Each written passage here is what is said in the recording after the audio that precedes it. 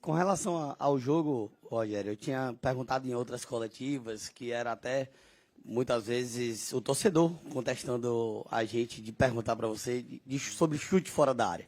E eu falava, Rogério, por que não chuta? Até brinquei, falei, pô, é proibido chutar e tal. E o senhor respondia assim, não, eu quero que chute, mas na hora certa e tal. E nos dois jogos são 3 chutes de fora da área e 3 gols.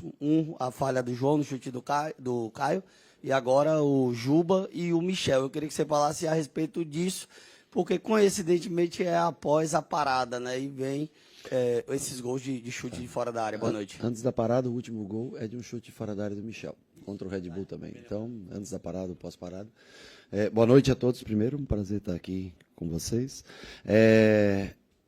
Eu acho que hoje o Atlético também defendeu bem a área, né? É um time muito forte fisicamente. Quando você procura o confronto físico, que não é o ponto talvez forte, mas que foi surpreendente até de alguns jogadores que não tem. Everton Ribeiro, para mim, fez um jogo fisicamente falando. Diferente do que eu vejo sempre, foi uma entrega. Ademir fez um jogo fisicamente falando, não estou falando da parte técnica, velocidade. Então, assim, eu acho que dentro da área estava um pouco mais difícil chegar. E hoje o Juba acerta o chute que ele acertou na trave no último jogo. E o Michel faz mais um gol, até muito parecido, a posição de chute muito parecida do gol contra o Red Bull, contra o Red Bull Bragantino. Quando você não encontra um espaço dentro da área, quando você não tem, é sempre importante você finalizar, mas escolher, logicamente, o momento certo para fazer essa finalização. Hoje tivemos mais sorte do que no último jogo, porque no último foi uma falha, né, do goleiro. Hoje foram chutes com merecimento, que entraram bolas praticamente indefensáveis. Boa noite, Rogério. Aliás, bom dia, né? Você falou na última coletiva sobre Thiago e o Lúcio Rodrigues. Você disse, não necessariamente o Thiago vai ter que ser em todos os jogos aquele jogador para substituir o William José. Hoje, Lúcio Rodrigues, em função do adversário, do sistema defensivo do adversário, principalmente dos dois zagueiros, a força física?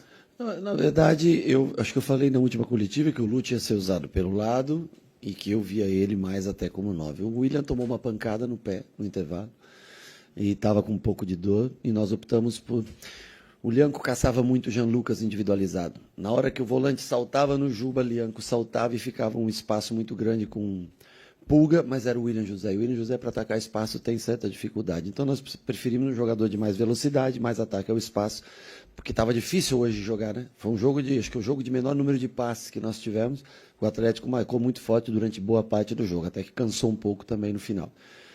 E aí entra o Lúcio. Eu achei que era o dia de colocar o Lúcio, dar mais minutos para ele, mesmo sendo parte do jogo fazendo como 9, parte do jogo pós-entrada do Cauli, saindo para a direita para jogar como um segundo atacante, né? Mas aí é treino, a gente tem variado essas funções, eu quero dar minutos para ele, eu quero que ele ganhe cada vez mais confiança, e ele já provou que ele pode jogar nessa função à frente. E quando precisar, ou quando tiver oportunidade, também pode jogar pelo lado. E a função que ele entrou hoje foi mais para atacar esse espaço, que o William não tem essa característica, e pela pancada, numa falta, achei bem violenta, uma tesoura no meio do campo, onde o William sai com bastante dor no pé e ficou na dúvida de ter condições para voltar ou não para a partida.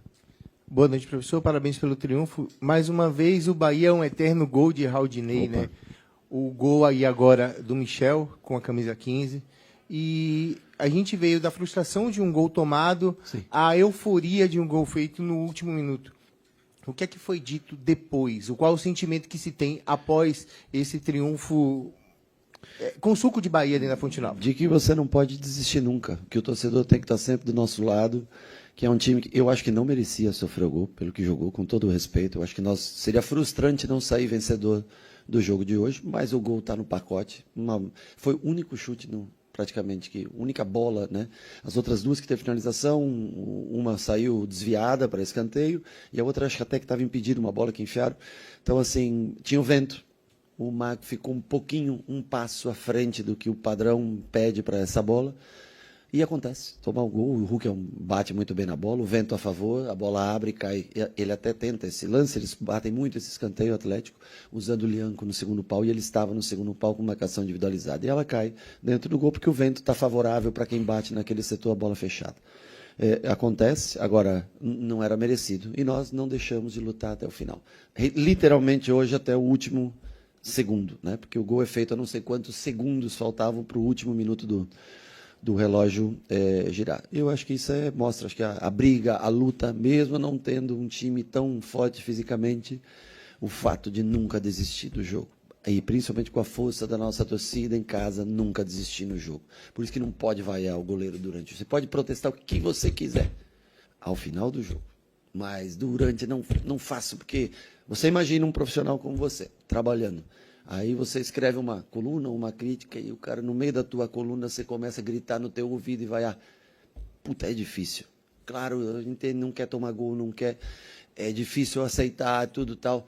Mas é legal a torcida, o reconhecimento depois do torcedor que logo em seguida aplaudiu, porque eu nunca vi um profissional durante um momento de tensão melhorar com gritos ou com vaias. Nunca vi, em toda a minha carreira. Então acho que legal o torcedor ter comprado pós um momento de decepção, o incentivo ao Marco no final, o aplauso que teve para ele, e nós temos que seguir trabalhando, não podemos se lamentar por um erro individual, porque isso acontece aos montes no futebol. Rogério, boa noite. Confesso que foram poucos jogos que eu vi você tão enérgico hoje à beira do campo, né? Acho que até tomou um cartão amarelo ali no finalzinho. Puto, na verdade, porque a arbitragem... Eu não vou falar de arbitragem, mas hoje desculpa, não condiz com o que foi o jogo. Com todo respeito, o Sintra veio aqui, nos tratou super bem, conversou, foi extremamente educado, tudo tal, mas foi um desastre. A arbitragem no jogo, para mim, foi um desastre. Desculpa, interrompi você. Tranquilo. Assim, em relação até o jogo, né, Enérgico pegando a bola ali para repor durante a partida, né? Sim. Finalizando a partida depois do gol sofrido de empate. Fala um pouco sobre isso, né? Comemorou o gol bastante, a gente não tinha visto você assim. Nós não podemos se entregar nunca, não podemos deixar. E aqueles, talvez, os segundos que adiantaram antes do relógio virar, talvez tenha sido numa bolinha com reposição rápida e tudo, então assim, é importante. Acho que fisicamente Jean Lucas foi um monstro hoje. Sem bola, Jean Lucas, com bola pode ter cometido erros. Everton Ribeiro parecia um garoto jogando hoje de intensidade. Eu acho que o Lute entrou melhor nesse jogo do que no último. Ademir foi fantástico. Os caras não deixaram de lutar. E que esse seja o espírito de sempre. Daqui 60 e poucas horas nós estamos aqui de novo. E nós temos que contar com o apoio do torcedor e nós temos que ter o mesmo espírito. Ganhar ou perder é do jogo. O espírito, esse é inegociável. Boa noite, Rogério. Você escolheu colocar o Michel e o Cauli um minuto exatamente antes do gol de empate do Atlético Mineiro. Mas você passou um pouquinho de tempo mais enquanto eles esperavam para entrar. Você deu instruções para o Michel. Eu queria saber o que é que você falou e se isso teve algum impacto no gol que ele fez. Aí seria querer lucrar muito com a situação da minha parte. Eu não coloquei no minuto antes do gol. O árbitro permitiu, depois de 2 saídas de bola, tiro de meta, ele não deixou fazer a troca. Lateral, a bola girou. Lateral, ele não deixou fazer a troca. E aí, depois que saiu o escanteio, a gente faz a troca e é um gol olímpico. O que eu falei para o Michel é que no último jogo ele entrou, baixou um pouco demais, ficou um dente muito para baixo da nossa segunda linha, tentando dizer para ele que ele observasse a distância entre primeira e segunda linha na hora de marcar em linha abaixo, que era onde a gente se postou quando a bola não estava, quando nós não conseguimos mais pressionar, e o Cauli para ele deixar o Lúcio por um lado com o Kaique pelo outro, e ele fazer essa flutuação, por ser um time que marca muito individualizado, com muita caça, talvez o Cauli, saindo da marcação, conseguisse gerar uma superioridade, já que todos já estavam cansados na parte final do jogo. Mas com relação ao gol, seria extremamente pretensioso da minha parte de ter qualquer... O mérito é total da característica do jogador, que fez um gol antes da parada no último jogo. Acho que é o 5º gol que ele faz nos últimos jogos. Eu acho que ele tem... Se você for fazer uma média, tá? Eu não parei para calcular, mas em minuto jogado, gol feito talvez seja o melhor índice que nós temos de gol, o do Michel Araújo. Professor Rogério, boa noite, parabéns pelo triunfo. Thiago Tolentino, do Bahia Notícias. Quero entrar um pouquinho com você nessa onda, né, do Superman, e fazendo um simbolismo com o jogo, né? O Bahia teve força, né, para poder vencer o jogo. Talvez ali visão raio-x para achar os espaços. Uma certa criptonita, que foi a arbitragem, como você falou.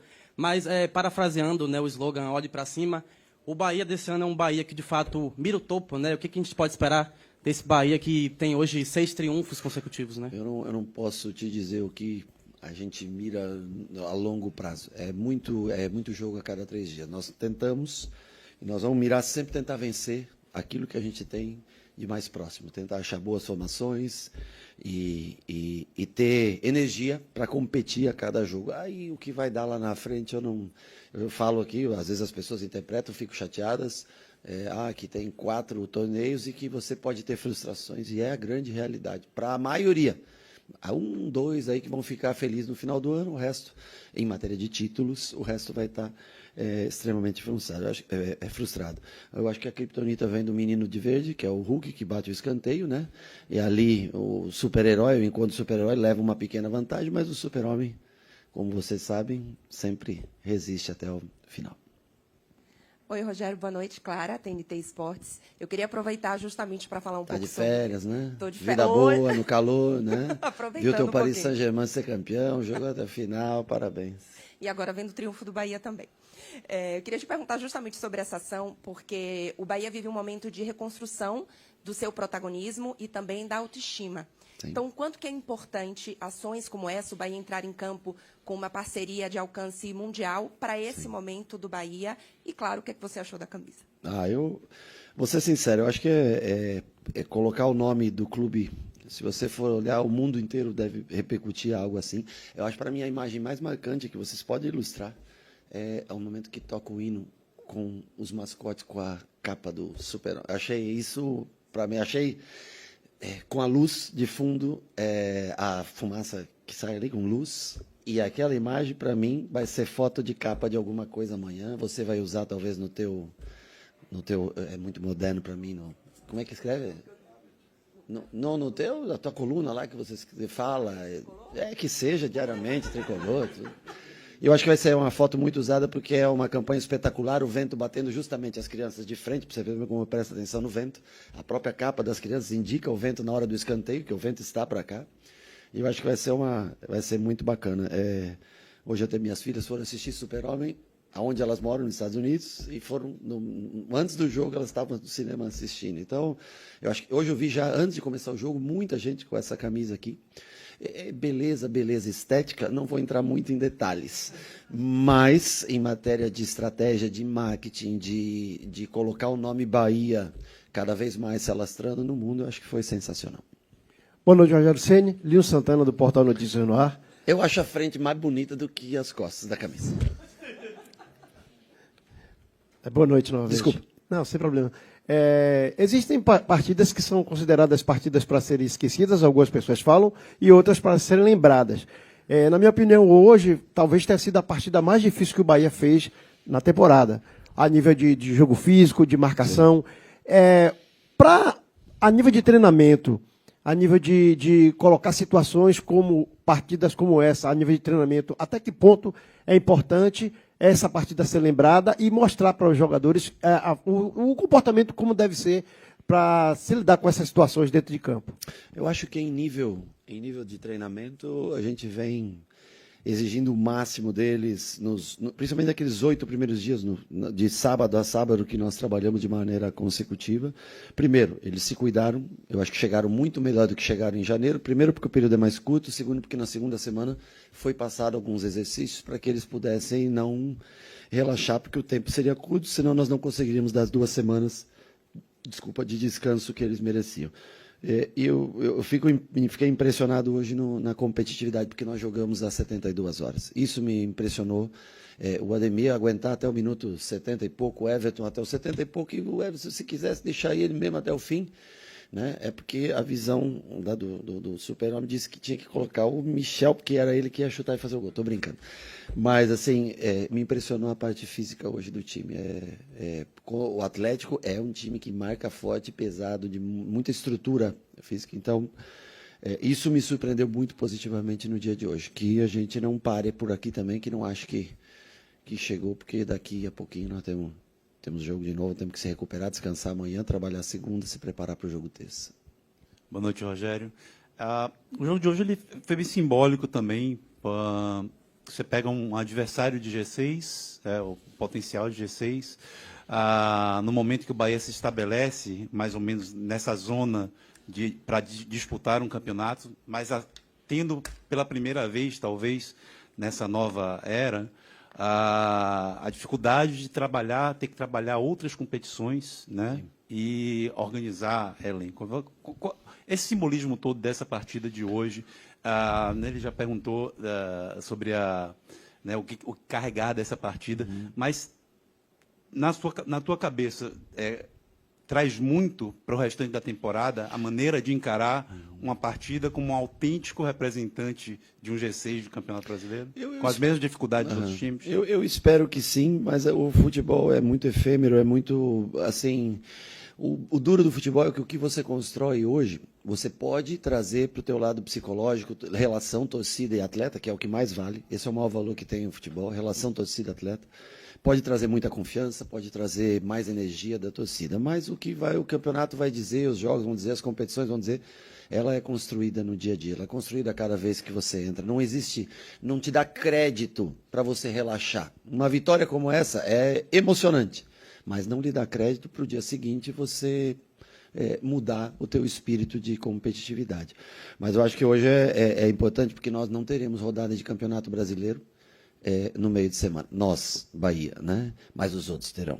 Nós não teremos rodada do Campeonato Brasileiro na semana que vem, no meio, nos outros terão. Se a gente não vence esse jogo hoje, eu acho que nós iríamos cair muitas posições devido a 2 jogos a menos nas 4 rodadas que reinicia o campeonato, que são os jogos de Inter e Vasco, é isso, né? Que serão transferidos, que foram cancelados. Então, para isso era muito importante esses pontos. Hoje nós igualamos a campanha do ano passado, de início, que foi um bom início, muito bom início de campeonato. A única diferença, por exemplo, na próxima rodada, no ano passado, nós vencemos. E nós temos um jogo muito pesado, que se tornou Fortaleza nos seus domínios no próximo jogo de Campeonato Brasileiro. Mas que a gente consiga ultrapassar melhor as dificuldades que nós tivemos no ano passado, em determinados momentos, que a gente consiga uma campanha melhor nesse restante. Porque hoje é igualado uma campanha de 13 rodadas, com 24 pontos, que a gente consiga, na somatória geral, ter uma média melhor de pontos do que foi o ano passado. Mas importantíssima a vitória no sentido psicológico, de alma, coração e conexão com o torcedor. Isso é fantástico. Rogério, parabéns pelo triunfo. Foi um triunfo realmente que relembrou a todos nós aqui que estamos falando um pouco da antiga Fonte Nova, onde tínhamos o xarel, as pessoas entravam em campo após os 40 minutos do segundo tempo.